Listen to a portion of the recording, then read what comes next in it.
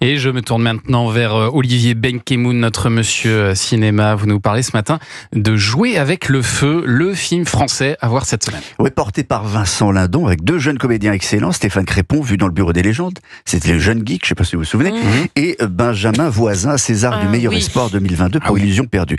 Et à eux trois, ils forment le noyau dur d'une famille sans maman. Le père est chef d'une équipe de caténéristes. Vous savez ce que c'est, des caténéristes? Les caténaires. Les caténaires, la nuit à la SNCF. Ouais. Il élève ses deux garçons. Le plus jeune est major de sa prépa et rêve de la Sorbonne à Paris, alors que l'autre est en BTS technique, ne voit pas son avenir et surtout est en train de s'acoquiner avec un groupuscule d'ultra qui aime la castagne. Et en plus, c'est les copains de son père qui vont lui apprendre. Hier, on collait des affiches pour la manif. Il y avait une bande de pieds nickelés qui taguait au bout des voies. Il y avait un gars qui avait la dégaine de ton gamin. Qu'est-ce que tu fabriques, Fous, hein? J'accompagnais des potes. Ça te gêne pas d'en faire ça là-dedans? Quoi, qu'il a des potes ultra?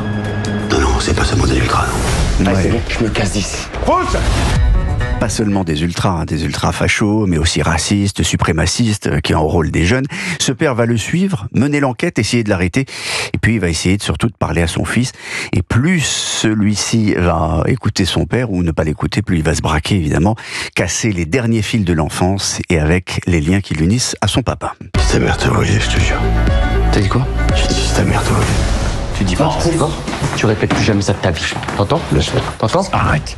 Voilà. Vous avez déjà parlé à votre père comme ça? Ah non, pas intérêt. Alors évidemment, la crise identitaire va très mal se terminer, vous en doutez, et plus le film avance, plus on va voir le personnage du père s'affaisser, rapetisser, sans demander pourquoi, alors qu'il a... se demander plutôt pourquoi, alors qu'il a donné la même éducation à ces deux garçons, mais exactement la même, pourquoi il y en a un qui glisse, jusqu'à commettre l'irréparable. C'était un enfant comme un autre.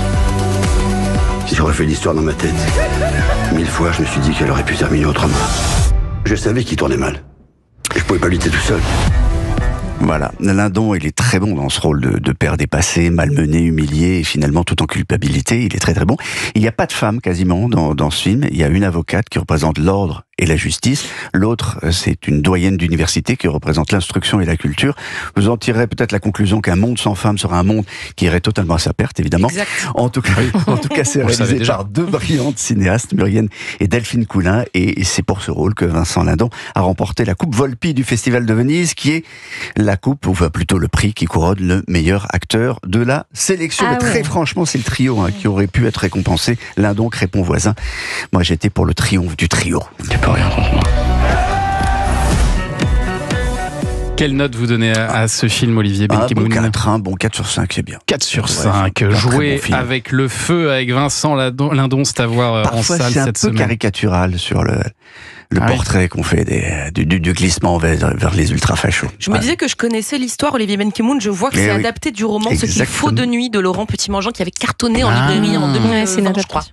Il a eu pas mal de prix. Merci de cette précision. Heureusement que vous êtes là. Une vraie journaliste. Ça fait du bien d'avoir une vraie journaliste dans ce studio. Allez,